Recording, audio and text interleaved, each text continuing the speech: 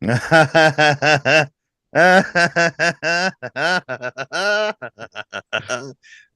right. Uh-huh. Wide right. Woo! Good morning, everybody. Good morning. Good morning. Good morning. Good Monday morning. It's someday in January. I don't know. The 22nd, I do believe. Good Yeah, morning. 22nd. Welcome to episode 485 of the Two Dumb Yinzers. Good morning, everybody. Good morning, Mike. Good morning, Derpy. Good morning. I love it's a great I day. love it. It's a This great is a It Monday. great is. day. I'm gonna tell you why it's a great day, everybody. Of course, we were all tuned in over the weekend to watch these four football games, and I gotta say, I couldn't have been more pleasantly amused as I was when the weekend was all said and done. We'll get in depth here shortly. Yes, Ron, you caught us at the right moment, my friend. Good morning on the board, Ron. Uh, Here it is. So Jacksonville, they mess with the terrible towel. They obviously had a better season. They had a little bit better of a team. They have a quarterback who's going to be one of the best ever. I think in the future he's going to be one of the best quarterbacks of the generation. And Trevor Lawrence, and they get bounced by the Steelers because they mess with the terrible towel. Well, that's not true because that's just a towel. How can this be? How can this be? How could this be? So then the Cleveland Browns mess with the terrible towel. They have a generational defense, the number one defense, best defense in the league, best defense Yep. probably this team has ever had in the history of the Cleveland Brownage. And they get bounced by the Houston Texans last week in the first round of the playoffs. So, as the Steelers are losing the game against the Buffalo Bills last week, everybody, a viral video becomes made of a guy cleaning his crotch, basically drying his crotch, the Mm-hmm. same way you would as if you're getting out of the shower and you're kind of just taking the towel and this son of a bitch goes viral, and the Buffalo Bills go out in the same fashion that they went out after their very first Super Bowl appearance back in the early 90s, wide right. Right. You can't make this up. Come on, if you don't believe in the football gods and the curse of the terrible towel, how long is it going to take before somebody wisens up? Nobody messed with it for the longest time. They didn't. But now all of a sudden, everybody's got to be the tough guy. I got to be the cool guy Yep. and mess with the terrible towel just to show you Pittsburgh, just to show you Yinzers, just to show you Steeler fans that nothing's going to happen to me. So I'm going to take this towel and I'm going to scrub in between my balls, over here underneath my leg a little bit. And what happens? In the same fashion, the biggest notorious play in Buffalo Bill history. The guy goes to kick the football to tie the game up late in the game, 27-24 at the time. He kicks the ball wide right. You can't make this up, Mike. You can't make this up, Derpy. Ron on the board. Anybody, you can't make this up. That's that. History My matters, friend. gentlemen. That, my friend, is the reason why I'm having such a great time this Yes. morning. You don't mess with the towel. You don't mess with the terrible towel. It's bottom line. Come on. It's common knowledge by now. If you're still the cool guy and you still want to be the team that, that messes with the towel and goes on to win a championship, good luck because that team is not. It's yet to happen. Now, Derpy here on the show, he brought it to my attention that after the Ravens Steeler game at the end of the season, that somebody from the Raven was it a fan, Derpy, or was it a football player? A fan. It was a fan in Baltimore. They also had messed with the terrible towel. You don't want to do that, They Baltimore. were stepping on it. Everything. Stepping All the on above. it. Everything. What else? All the above. All the that you above. can think of. They were messing with the terrible towel. So, with Baltimore playing this week, this comes into effect.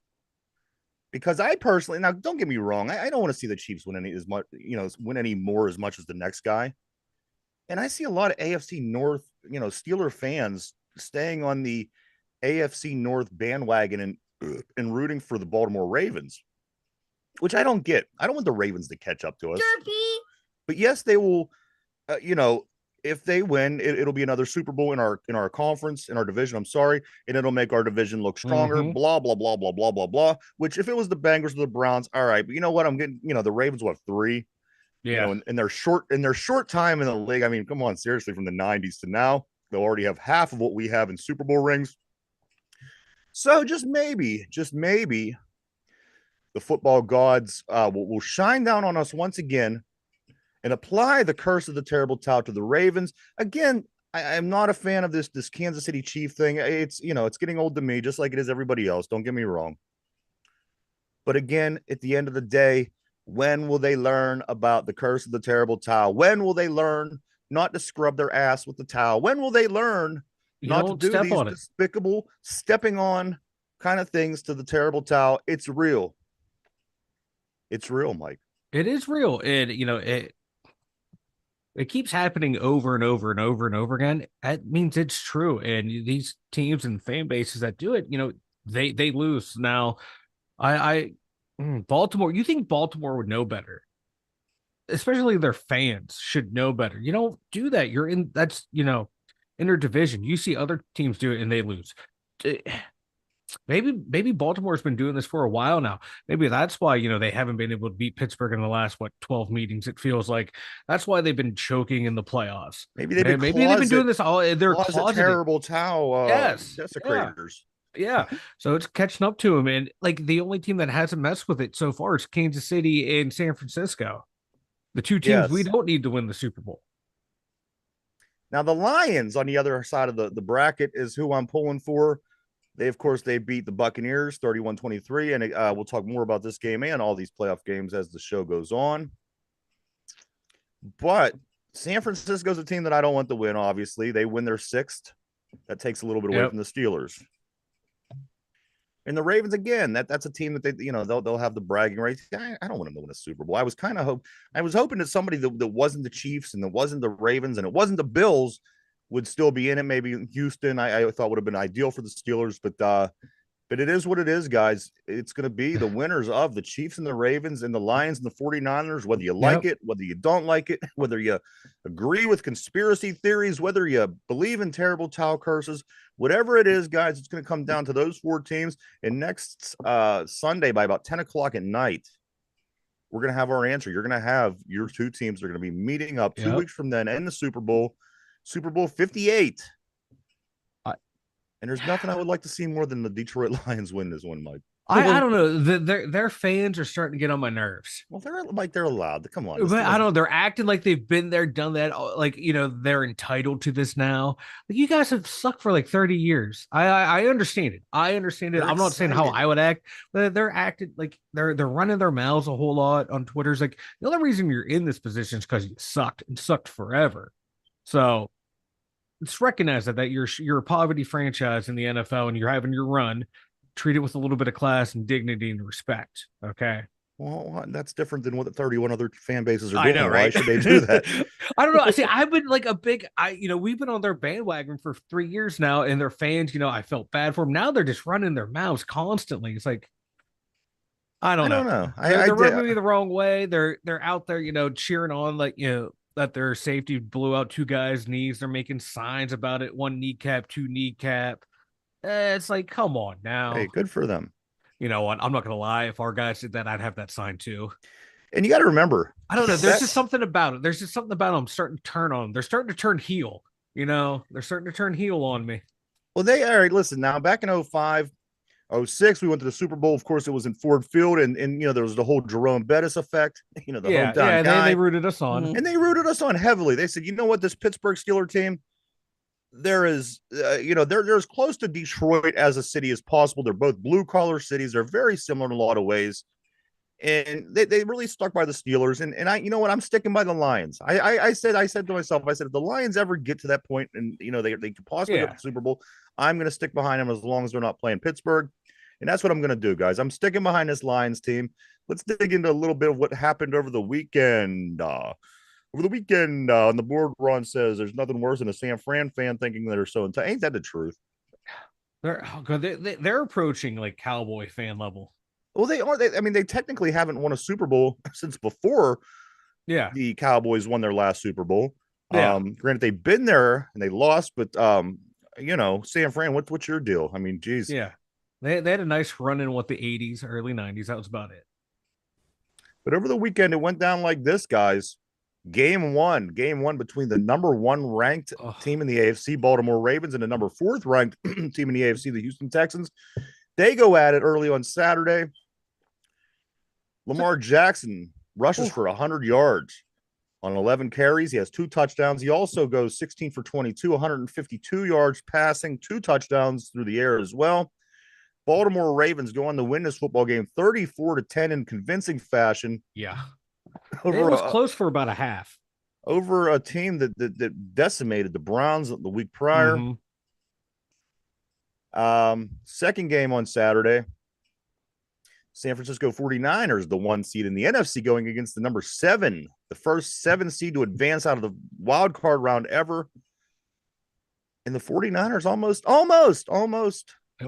they almost gave this one up, Mike. They only win 24-21. And many times during the course of this game, I thought, you know what, the Packers could win this. Yeah. But a couple of things made me think otherwise. I kept thinking of that Super Bowl logo. I said, well, how are they going to fit the Packers into this logo?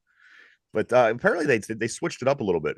The red and the purple one that they keep showing is actually outdated. They actually, after the NFL caught wind of this conspiracy theory, they changed it a little bit. It has a little bit of yellow in it and a couple other colors. Oh, so they're adding it in there. Yes. Trying to cover their tracks. Cover their tracks.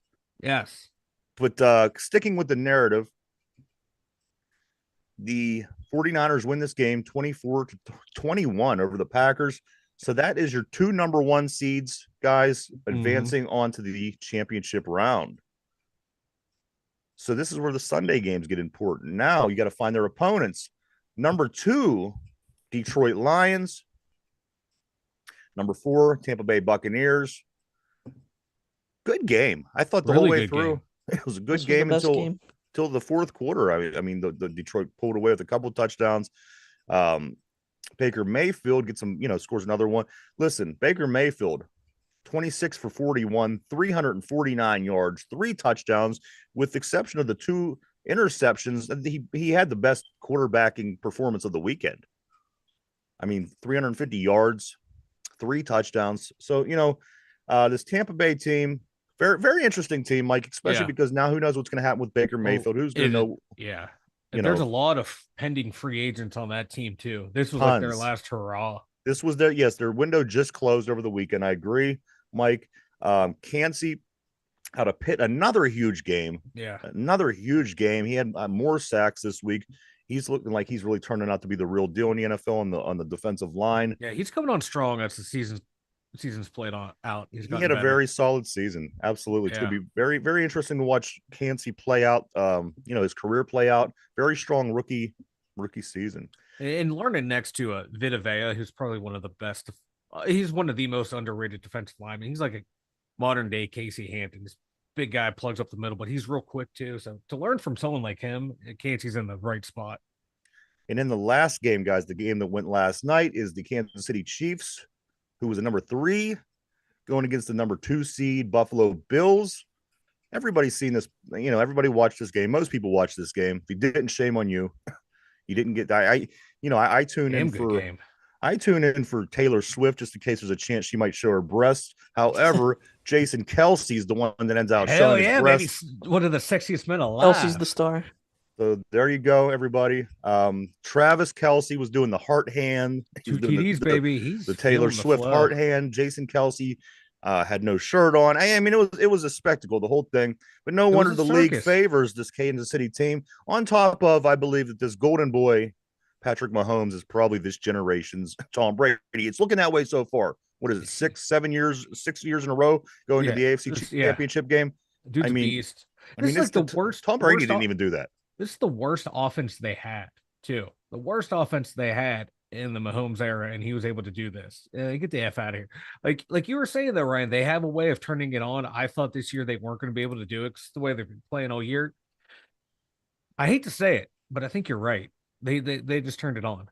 They do. That's when the Patriots are that way too, Mike. When you look at the lineups they had over all those years, where your top running back or your top wide receiver was a 5'10" white guy, you say to yourself, you know what, this team is probably not their year. Just like the Patriots in this, and their quarterback and their coach, the Kansas City Chiefs have the same thing with their quarterback and their coach and his team. When playoffs come around, they always find a way to turn it on. Yeah, and it felt like even if they made that field goal, that Mahomes would have had like a minute 30 left to drive down the field. He had 13 seconds he needed against them to tie Buffalo a few years ago. So even if they make that field goal, Mahomes goes down there and they score a touchdown. Hell, they had one receiver had 2 catches, 2 fumbles, one out of the back of the end zone, and they still won. I mean, that team is they just find a way. You have that guy, you're going to find a way. You're always going to be in it. And remember, over the years with New England, you'd say their defense ain't that good. There's no way they can win a Super Bowl. I mean, their offense, but then their really defense good. would ball out. And their defense would ball out, or like I said, these receivers. You never knew who they were, and they were. It started with Wes Welker, and then it went to Edelman, then it went to Amendola, and then it went to another white guy named Hogan or something. But whatever. Remember this? Hogan. We cannot cover Hogan for life. It's like they manufactured these guys somewhere in a factory in Connecticut somewhere. Found them. And and I always say to Mike, like, if you may or may not remember, but the old I'm Slim Shady video. Yeah. They had all these M&Ms on a conveyor belt, and they were making this cookie cutter form white wrapper. And so what it always reminds me of with this with those Bill Belichick wide receivers, how you win all them Super Bowls and all those games, and you only had white receivers, blows my mind. Then you have Randy Moss, and you can't win a Super Bowl with him. You don't win it with Randy Moss, so I don't know. You had like one of the greatest years ever. Yeah, was that 19-0 or was that 18-1? That was the 18-0 year. Yeah, or 18-1 or 19-1, whatever they end up going. Yeah, it was. So next Sunday, 3:00 p.m., the Chiefs play at the Ravens. It's going to be the AFC Championship, and then over in the NFC, it's 6:30 the same day. The Detroit Lions play at the San Francisco 49ers. Mike, what do you like most about each of these matchups? Start with the AFC game, Chiefs at Ravens. What do you like most about this matchup? Oh, God. Both quarterbacks are going to put on a show. Mahomes is going to do what Mahomes does. Lamar's going to do what he does. But I want to see how that Chiefs offense is going to handle that Ravens defense. That Ravens defense was flying around. And seeing the team play that fast this time of the year on defense, that's a scary defense. I don't care if you have Mahomes and Kelsey. That defense is going to be scary. And I think this might be early. My early prediction is I think Baltimore's going to end up winning this game. That defense is playing so fast. But I just want to see what Mahomes and Lamar are going to do in this game, because I think it's going to be otherworldly. And over on the defensive side of in the NFC side of the bracket, I'm sorry, Mike, the Lions at the 49ers. What do you like most about this matchup? Oh, just the amount of skill players. Both quarterback play. You want to talk about you're going from Lamar and Mahomes to Goff and Purdy.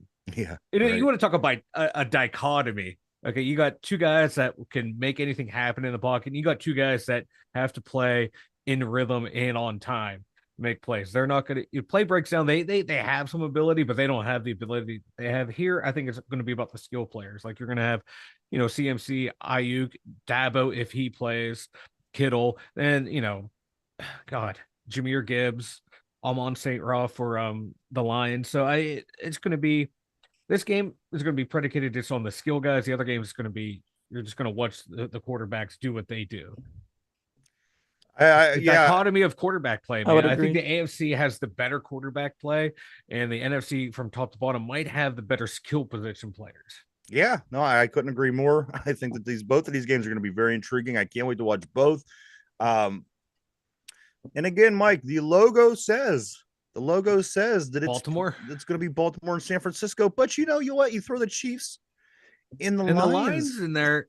It's kind of purpley if you kind of squint your eyes real tight and look at it. Red and blue make purple. There you go. Red and blue and purple. So it could be any of these four teams can make it. Yeah. The league just predicted they just wanted the championship game. They're gonna after they're just gonna go out there and call it on the fly, boys. Just an early one. This isn't for the picks or anything like this. Who do you think's gonna be in the Super Bowl, Mike? I'm still saying Baltimore, San Francisco. Derpy, you're taking both 1 seeds, Mike. Who are you taking, Derpy? Yeah. Both 1 seeds. You're taking both 1 seeds as well? Mm-hmm. Derpy. I'm not going to take both one seeds. I'm taking the other teams. I'm taking the Chiefs, and I'm going to take the Lions as well. I think any matchup is going to be a damn good Super Bowl. Yeah, it's looking like at this point. And as you said, Mike, it looks like the Chiefs are the least talented overall team from top to bottom. All these other teams with their skill positions, and but you know what? There's just something about this Kansas City team. Their defense is underrated too. Oh, absolutely. But that Baltimore defense, man, I was just watching them play. Texans couldn't get anything done. They were just flying all over the ball. There's nothing they can do to slow them down. And that's this time of the year, man, that is dangerous. If they're feeling it, look out. As much as I want to go on about these teams, I do want to talk about something that's interesting though. I mean something a little different, but it's related.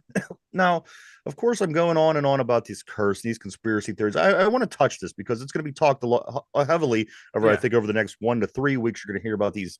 Now, the one viral picture that came up over the weekend, I think I even sent you guys. I'm not sure, but it was the one from Vancouver, the Vancouver News, Vancouver Island News, and it was what looked like their news page. It has the temperatures going across the top, time, date, other information going across the ticker at the bottom.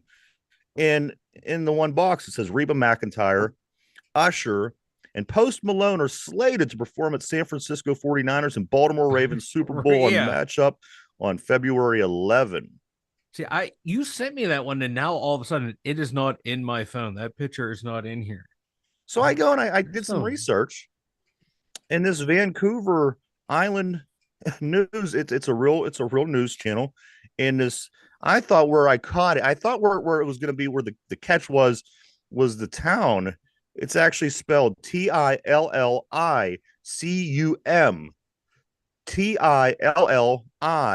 Tillicum.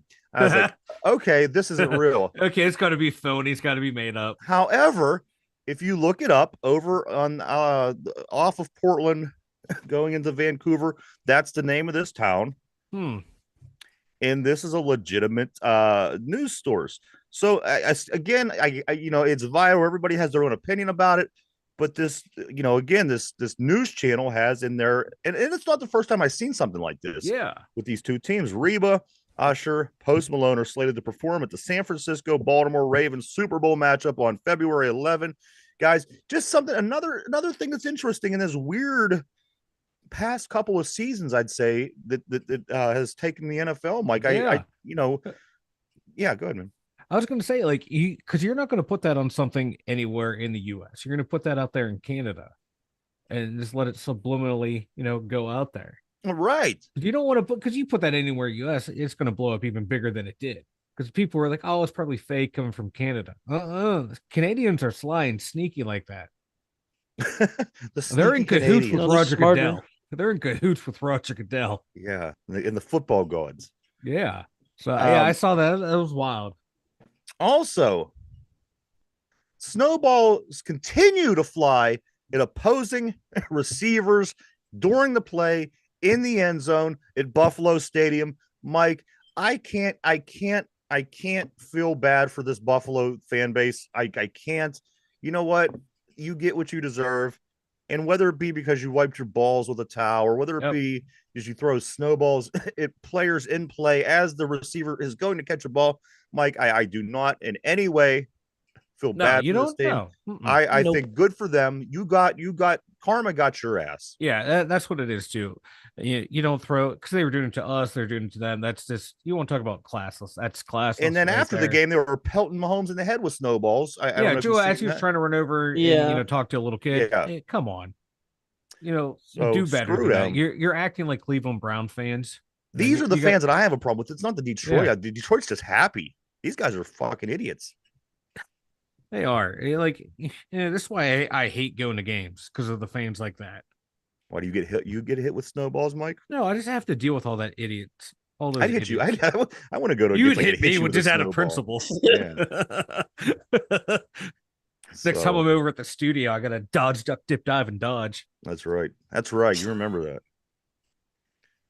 But yeah, I believe I feel no I don't feel for Buffalo fans, and they did this to me last year. Remember, Mike? I don't remember what it was that they did, but they pissed me off late in the run, and I said, you know what, screw them. And I was happy when they lost, and you know what, I'm happy they lost again. So you know what, Ron on the board, Ron says WrestleMania, NFL, both Yep. entertainment. There is something that I don't remember what it was. Maybe we'll talk about it in a later show. But how they do classify the NFL as an entertainment something or other now, where it Yeah, so wasn't in they that classification yeah, so before. they're not a part of like the antitrust laws. Yes. So just kind of something to keep your eye on. Again, I'm not going to sit here and cry conspiracy theory all show. I just think that these things are certainly interesting. And I say that the league certainly got more interesting since Tom Brady left, in the 20 years of predictability that went on during that period of time. I'd say that these last 2-3 years have been unpredictable as I've ever seen in the NFL. Um, but again, gets capped off that wide right. I can't get enough of it, guys. Good stuff, Derpy. Good stuff, brother. History matters. History matters. We're gonna talk a little Steelers, a little Steeler talk, guys. Tyler Boyd, the wide receiver at Cincinnati. He's played his whole career in the NFL at Cincinnati, of course, out of Pitt University and from Clareton here in Pittsburgh. He hints at a possible potential signing with the Pittsburgh Steelers this offseason. Of course, this was something that we've talked about on the show, how it'd be nice to have a receiver like Tyler Boyd to come in with that veteran leadership, Mike, and play with the receivers that we have. Tyler Boyd hints at a potential signing with the Steelers, saying, quote, you never know. You never know. We never know. Never know. You know what? I wouldn't be opposed to bringing him in. You gotta. I'd love it. There's got to be a lot of cap space that has to be cleared up. I was just going through, looking at the salary cap, and oh my lord, because I'm sure we're going to talk about this, but like people are like, oh, Cam Sutton's got one away from the Super Bowl. I looked at his contract. There's no way we've been able to afford him. No way we're going to be able to afford someone like Tyler Boyd. Now they have to clear up a lot of cap space. You gotta clear up some big lump of cap space on the defensive side of the ball, in my opinion. Yeah. One big huge lump of 22 mil. Yeah. 16 mil, 22 mil, whatever he's making. But yeah, he needs to go. Also, Mike, TJ Watt. Oh, I forgot about that. The Kansas City fans or the Cincinnati fans throwing stuff at Big Ben. Forgot about that. You forgot about that? Yeah, I forgot about it until I saw Ron mention it. I was like, oh yeah. Knew I hate the Bengals for a reason. TJ Watt will skip the Pro Bowl event due to injury. I think he's going to be just fine, but he just thinks that this Pro Bowl event's probably dumb as hell, and he doesn't want to play. Probably doesn't want to go. Yeah, that's a veteran move right there. That is a veteran participation move. Trophy. Way to be the best at your position in the sport that you play, and then you get rewarded by going to play dodgeball. Yeah, right. You don't even get to go to Hawaii anymore. You don't get to go to paradise. You get to go down to Florida.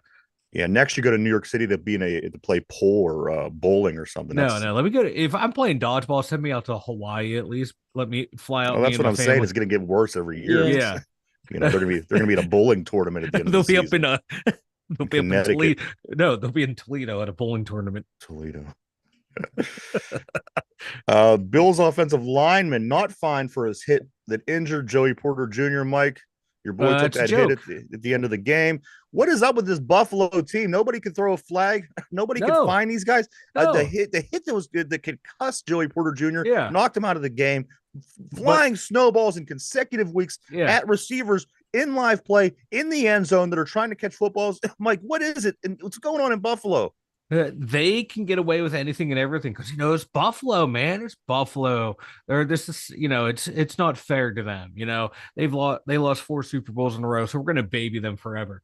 You got people like Jalen Warren and Saquon Barkley getting fined for lowering the shoulder and running people over, and you got this bum blocking a guy in the back and giving him a concussion. Which that's an illegal hit. That's the Hines Ward rule. You can't block a receiver or a defensive player who doesn't see you. So that should have been a 15-yard penalty right there, and then a fine on top of it. But we can't do that to Buffalo. I'll take a curling tournament up in Canada for the Pro Bowl. I'd watch that. Watching those guys try to sweep that shit. I was going to say that sport falls right up your alley, Mike. But there is a lot of moving in that sweeping, though. I don't know if you'd. You do that pretty well. I guess that motion looks right on you.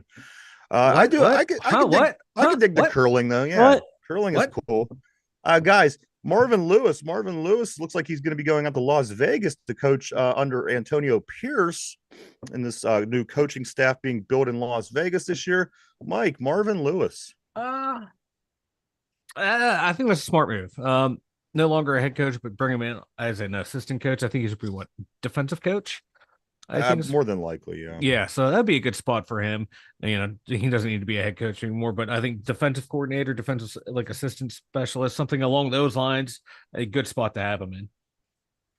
You don't want him running the show, but you know, assistant coach level, that's where it's at for him, Marvin, now at this stage in his career.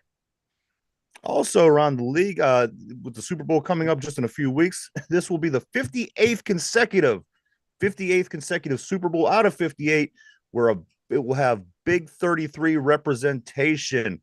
Some player from the player coach, somebody has been from the Big 33 in every single Super Bowl that's ever been played.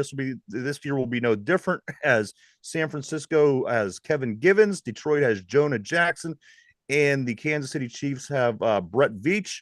These three guys, player slash coach, have all been in the Big 33 here in Pennsylvania, and this will be another year, Mike, that the Big 33 will be represented in the Super Bowl. Western PA football hotbed, baby. Absolutely, man. Quarterbacks with most playoff wins, of course. Patrick Mahomes is doing his thing again. What is it? I don't know if it's a 6 or 7. This is 6th year in a row, correct? I think it is 6th year. Yeah, 6th year in a row that he's in the AFC Championship game. Let me give you what the top looks like in the statistic, Mike. All right. With the most wins by a quarterback in NFL history in the playoffs, Tom Brady with 35. Ooh. 35. Ooh. Next on the list is Joe Montana with 16. A little bit of a jump. Joe Montana, 16 playoff wins. Tom Brady, 35 playoff wins. Jesus. Number 3 on the list, Terry Bradshaw with 14. 14 playoff wins for Mr. Bradshaw. Tied with him is John Elway with 14 and Peyton Manning. John Elway, Peyton Manning, and Terry Bradshaw, all with 14 playoff wins, coming in 3rd all time. Next is Ben Roethlisberger with 13, tied with Brett Favre, and as of last night, Patrick Mahomes. Patrick Mahomes tied Ben last night. And Brett Favre and playoff wins. Congrats to him, but that's ridiculous. Dude is a monster. After that guy, after Mahomes, is Troy Aikman, tied with Roger Staubach and Aaron Rodgers, all with 11. So he could retire right now and walk right into the Hall of Fame. Yes, absolutely. Yeah, without question. That is ridiculous. 7 years in the league, 6 years as a starter. So Brady with 35, Montana with 16, tied in 3rd, Bradshaw, Elway, Manning with 14, Ben Favre, Mahomes all with 13, Aikman, Staubach, Rodgers all with 11. So there you have it, guys. So pretty it's Brady, and then you have to add for second and third place to equal his. Jesus, not even to equal his. Yeah, still be 5 short. Jesus Christ. Yeah, they some of these other guys, like I'm looking at Aikman. If he had such a short tenure in the league, if he would have stuck around, they would have kept that team together. They could have won more. Yeah, if they could have kept that team together, hell yeah. They won 3 and 4 years. Because people want to talk about Brock Purdy being a passenger. Troy Aikman was a passenger on those teams. Yeah, he was good, man. He was good, but you look at his stats though, compared to like other quarterbacks. I mean, they were 1-15, and then he came along, and them 3 guys were special. No two ways about it. But man, my God, and they had some like other good players too that could probably be in the Hall of Fame, but just are overshadowed by everyone else. Yeah, they had a bunch. That was a pretty built. That was a damn good team. Strong team, man. Jimmy Johnson built that team, and then they got Barry rid of him. Switzer was the one that beat us. We didn't even get the Jimmy Johnson coach Cowboys. No, well, we got the Jimmy Johnson players. We got the Barry Switzer coach. Yeah. Mike, I do want to go over today a little bit about these Steeler rookies. I'm gonna Derpy. Are you alive? I am here, sir. Are you here? I want to talk about. I want to grade these Steeler rookies today, Mike, because they've completed their first whole season. There's a couple of guys that I think would fall under the category of incomplete when you're grading them. We'll get to them, but Mike Broderick Jones. Let's grade these Steeler rookies real quick. Broderick Jones, if you was to give him a grade from A to F, as you would if you were a school teacher, what would you grade these rookies? Let's start with Broderick Jones. Mike, what grade would you give Broderick Jones for his rookie season? Solid B plus. Solid B plus. I mean, we saw we plugged him in, that run game just just took off. Still got to work on his pass blocking. It's passable, but he still needs to take a couple more steps to be that elite pass blocker. But solid B plus, man. Derpy, what do you think? What would you give Broderick Jones for his rookie grade? A B plus as well. B plus from both you guys? Mm-hmm. Yep. Let's hop to our second pick of the draft, Joey Porter Jr. Mike, what grade would you give him if you were sitting at your desk with your red pen in your hand and you were grading him as if you were a school teacher? What grade does Joey Porter Jr. get to show his dad on his report card? I'm gonna go with another B plus here.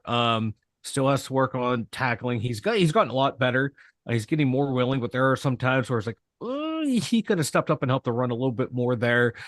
He's still he's getting away with a lot of the hand fighting. He has that reputation now of the refs are going to let him hand fight, but still every once in a while he will get called for a ticky-tacky one that will, because he has that reputation as well, but just using his hands better. Still be handsy, but just know when and where to get on and get off. Like, look at those Tampa Bay corners.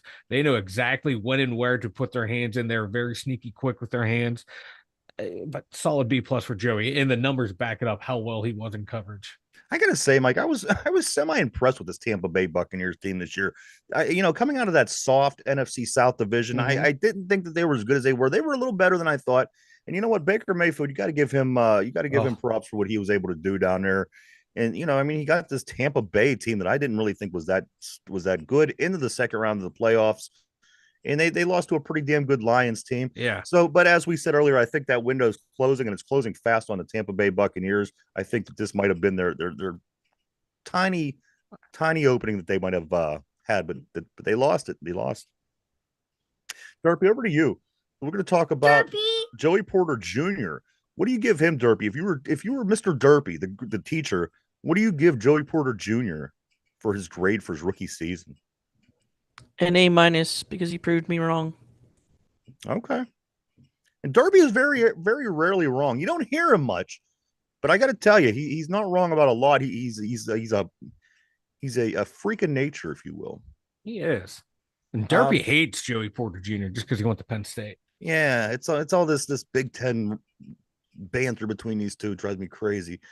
Mike, also the Steelers did meet with cornerback Sean Stevens, who is Joey Porter Jr.'s cousin, also from North Allegheny, somebody that the Steelers may be looking at down the road. And I don't know what level where he's at now. He's a one of the smaller schools, so that'll be like a day 3 type pick. Okay.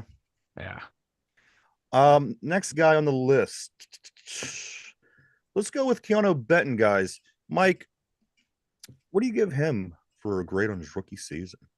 And this is the one where I'm going to give him a better grade than the other two. I'm going to go with the A minus there. He was a breath of fresh air in that defensive line. Someone that they needed, a player like him, someone who can stop the run, someone who can also rush the passer at the same time, someone who can eat up blocks. This kid's a steal of the draft, and I hate to say it, but this is the one Derpy told us to look out for. I know Derpy's a freak. Keanu Benton. Derpy. What do you give Keanu Benton? An A. An A? Mm-hmm. I think that's fair. He played strong this season. You know what? This was a good, as we said from day one. It's a good rookie class. I expected good things from him, and we got good things from him. Let's move on, guys. How about Mr. Washington, Mike? Tight end, Georgia, just wins a couple national championships down there with the Dogs. What do you give Darnell Washington for his rookie season? Oh man, with the volume with you, the microphone. I'm sorry. There's a lot of stuff going on around here. Sorry. C plus. Blocking was there. Really? Pass catching, route running. He's getting better. You can see that he's working on it. They're working on it with him. He just needs to continue to grow in that area. And I hopefully with the new offensive coordinator, he'll be more involved in the game. But run blocking, he's just great. Derpy, over to you. Darnell Washington. What do you give Mr. Washington for his rookie grade? I'm gonna be a bit more generous. B minus. All right. He had just like all these rookies. He had a strong season.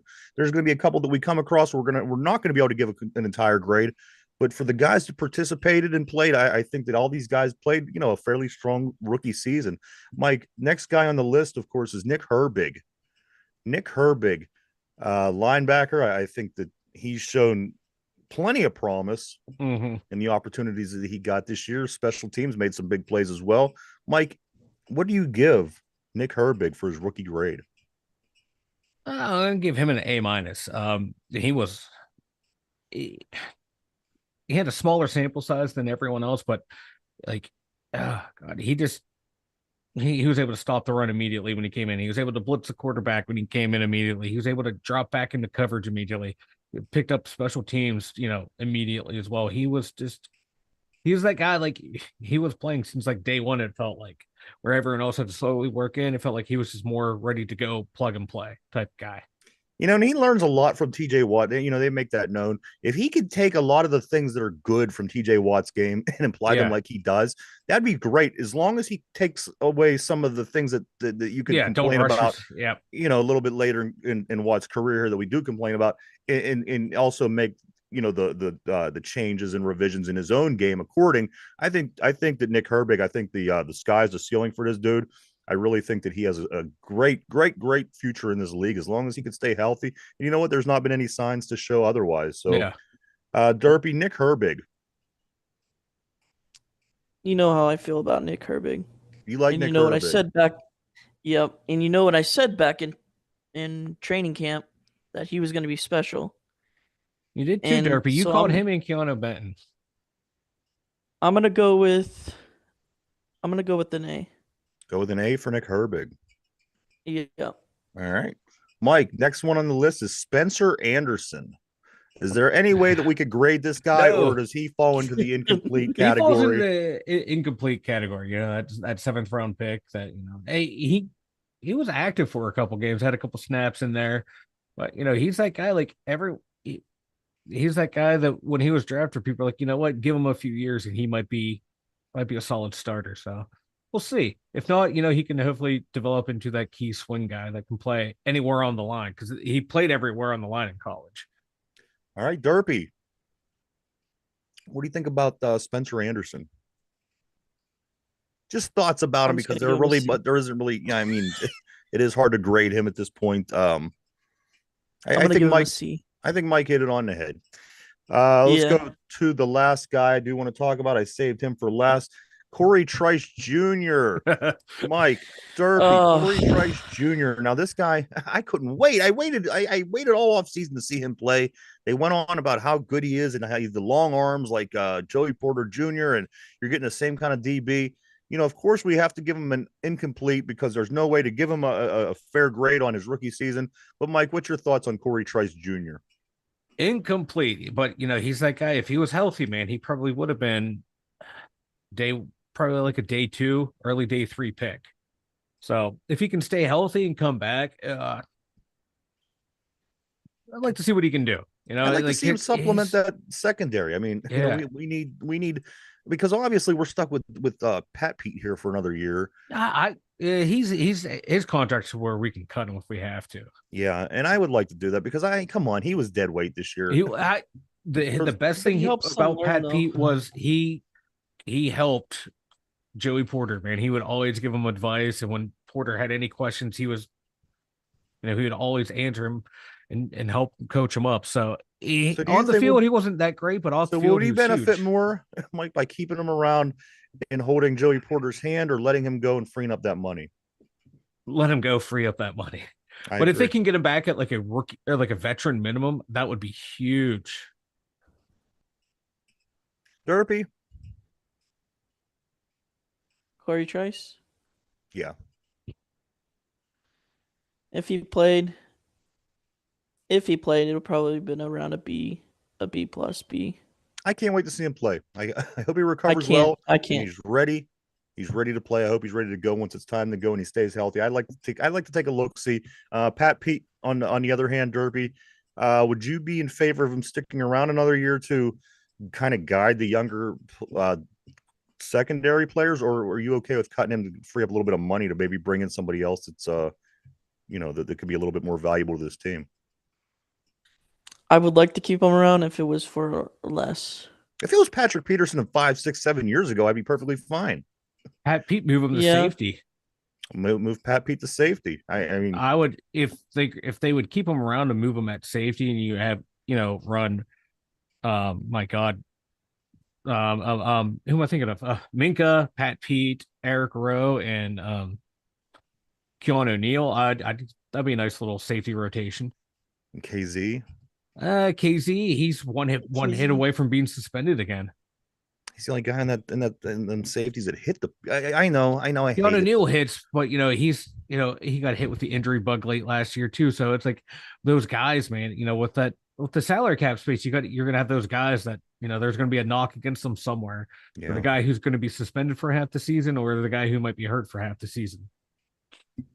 I do want to say, guys, real quick, we have to take care of some business. In the picks for this week, both of you guys went 3-1 in the 4 games. Ooh. Both picked the Ravens, both picked the 49ers. Mike, you picked the Lions. Derp, you picked the Buccaneers. Mike, you picked the Bills. Derp, you picked the Chiefs. So it went 3-1, first 3-1. So then it came down to a tiebreaker. The tiebreaker for the actual the game between the Chiefs and the Bills was 51 total points for made from the final score of 27-21.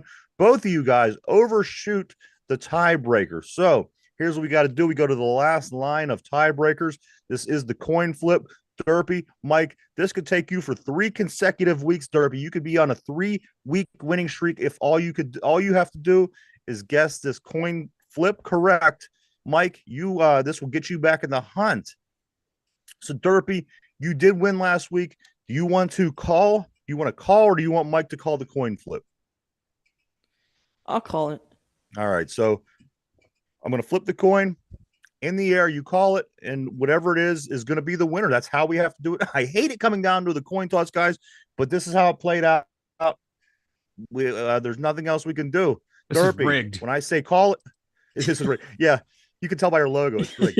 Derpy, here we go. In the air. Ready, set, call it. Heads. And it's heads. Right, rigged. Rigged. This is rigged. This is rigged. Derpy, you had won 3 weeks in a row going into the championship round of the playoffs. Congratulations, Derpy. You were in a little bit of a slump earlier in the season.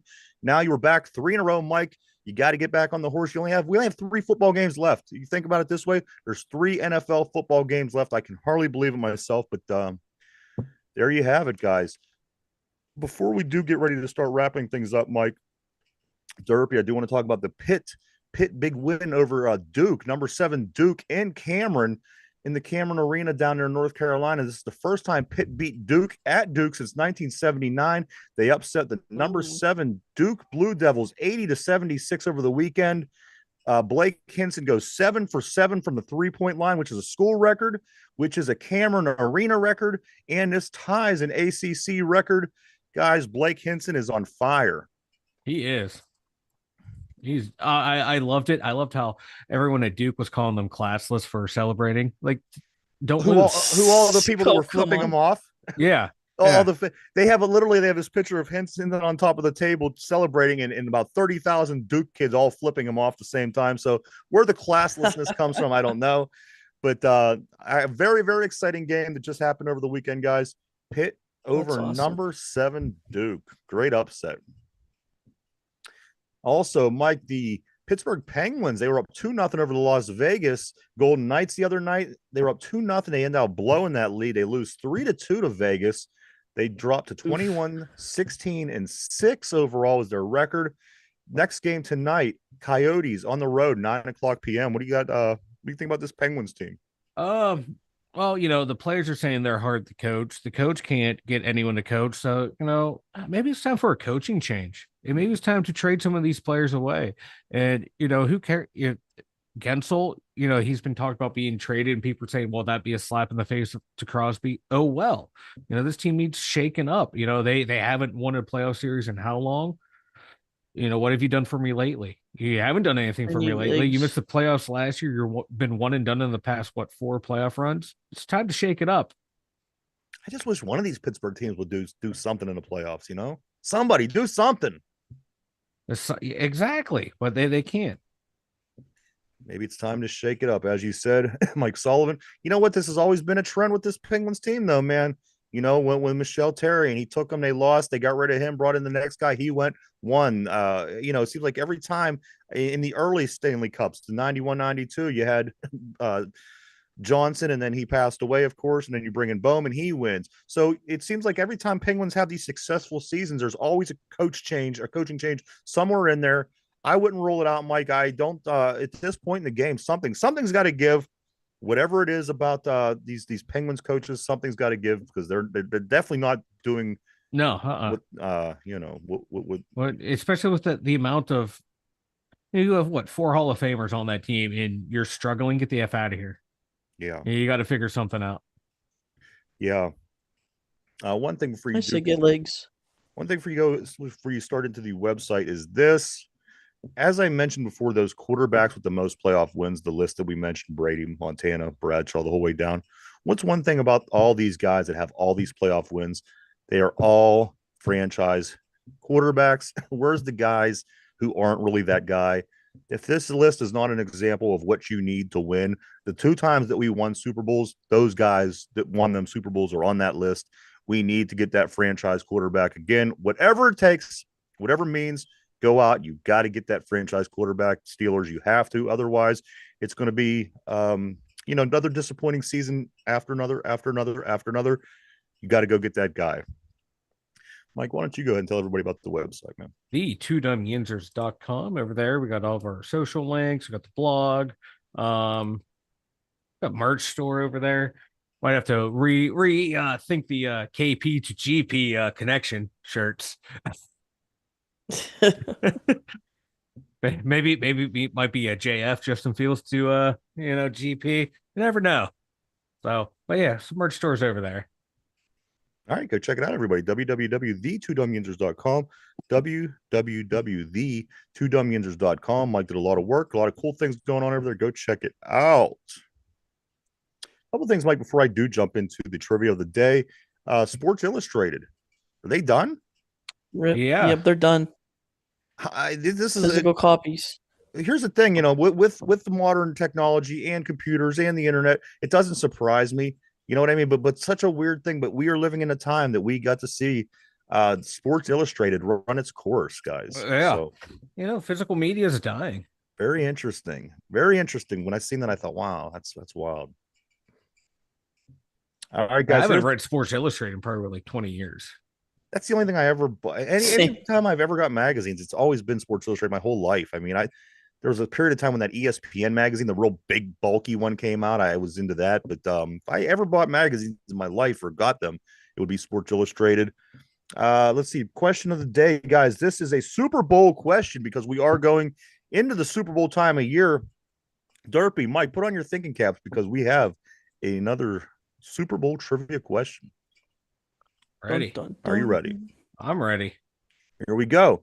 This player's size 25 Super Bowl ring is the largest made to date. I'm looking for a Super Bowl champion, somebody that we all know the name, and I'm going to ask you who it is. He has the largest Super Bowl ring made to date with a size 25.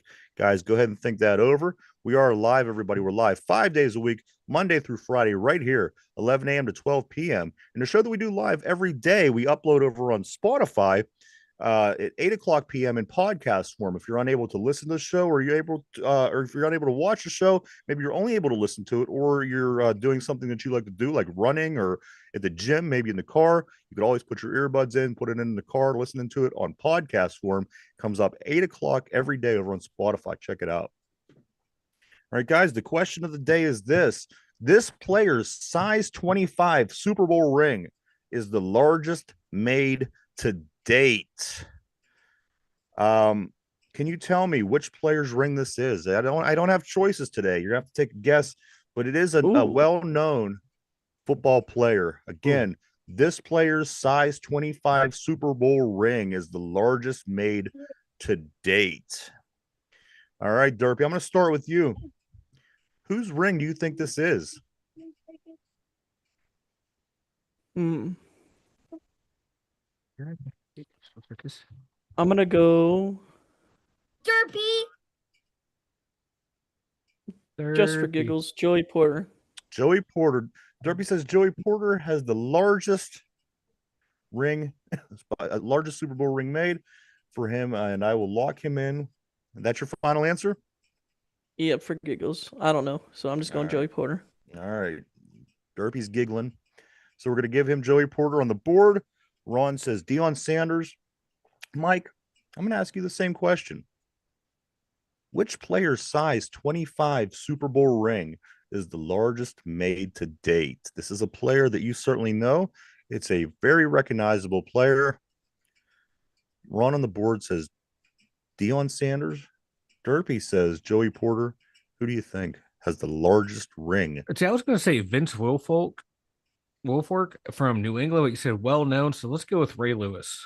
Ray Lewis. And is this your final answer? Yeah. All right. I got Mike locked in on Ray Lewis. Guys, here is the question of the day. This player's size 25 Super Bowl ring is the largest made to date. Deion on the board. Derpy, Joey Porter, Mike, Ray Lewis. You were on the right page, Mike, when you were with Wilfork. It is a defensive lineman. It was, in fact, Refrigerator Perry. Oh, William, the fridge. Yeah. Refrigerator Perry had size 25 ring. Damn. Wow. Girthy fingers he had. Yeah, big fingers. A couple other things, Mike, around the berg before we take off for the day. Naked man arrested in downtown Pittsburgh bagel shop on Friday. Mike, how do they keep catching you do this? You know what? Sometimes you're in the mood for bagels and you don't have time to get dressed. You just run out the door and get your bagels. Woman sues Kennywood's potato patch. She says the cheese was too hot and gave her second-degree burns. You know what? Probably wouldn't surprise me. They probably had that shit so hot, put it in her mouth, and boom, blistered. Is Kennywood even open now? What's it's open? Is it? Not now, but it probably happened in the summer. She's probably now just getting around the lawsuit. Oh, you just said it was open. Well, I like it's still operational. Well, yeah, but who the hell's that? Yeah, all right. You. Also, 17-year, 13-year cicadas. This is called a rare double brood event. This year, 2024, we're getting the 17-year and the 13-year cicadas all at the same time. Last time it happened was like 1903, something like this. Guys, the cicadas this year, they're going to be a pain in the ass. You know what? Last time, every year I hear about these cicadas being a problem. Last time I remember them being a problem, I was like 8 years old, maybe. And like you'd walk outside and you can barely see. And now anymore, chasing you and shit. Yeah, now anymore you see like 4 and people are like, oh my God, they're everywhere. I'm like, no. Bug population has been dying out significantly in the past 20 years. So we'll see like 3 cicadas and everyone's gonna freak out. I am not worried about this one. It seemed a lot scarier, but maybe that's because back in the 80s, they were everywhere. Like you literally, like we walked outside in like hazmat suits that my dad brought home from the nuke plant as a joke for us. They had expired ones. We wore them out there. And, it was, right.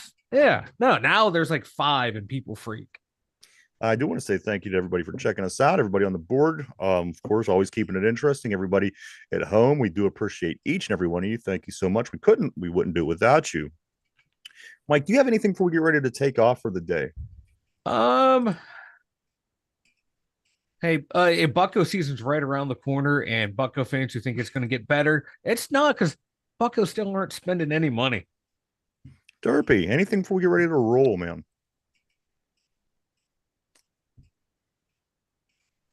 Brian Reynolds. Brian Reynolds. That's it. That's all we got. Yeah. All right. That's There all you we go. get. Brian That's all you get. Reynolds. Guys are chomping at the Yep. bit for the we're on the step of the Super Bowl. Yet all we can think about is Buccos. I don't know. Guys, this coming week we do have the Chiefs at Ravens Sunday, 3:00. The game in the evening is going to be the Lions at the 49ers. That is a 6:30 game. I think these are both going to be great matchups. We'll be here over the next next 4 days to talk about it and all other things, Steelers, Penguins, everything else we'll be talking about. But we hope that you join us again tomorrow. We'll be back at the same time here for Mike in the Steelers Central Mobile Studio, Derpy, myself, for the Two Dumb Yinzers. Everybody have a great day.